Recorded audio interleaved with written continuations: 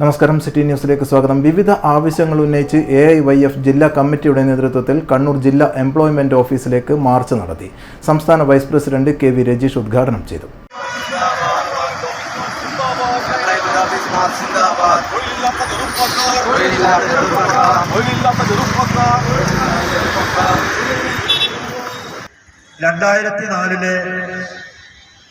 ആക്ടിനെ മറികടന്നുകൊണ്ടാണ്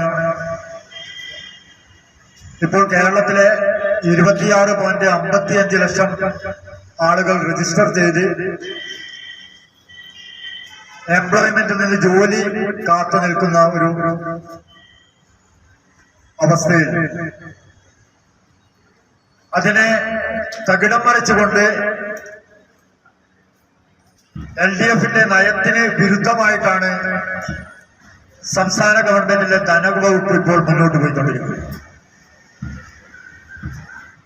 AIYF നേരത്തെ സൂചിപ്പിച്ചതുപോലെ എക്കാലത്തും ഒടിയുടെ നിറം നോക്കാതെ അല്ലെ ഭരണത്തിന്റെ തണലിൽ അങ്ങനെ അഭിലപിച്ചു നിൽക്കുന്ന സംഘടനയല്ല.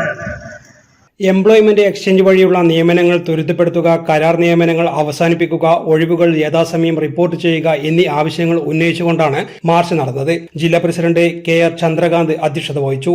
KV Sagar, KV Prashobh, AK Umesh, P Aneesh, PV Vijesh, PA Ismail തുടങ്ങിയവർ സംസാരിച്ചു. News desk, city news.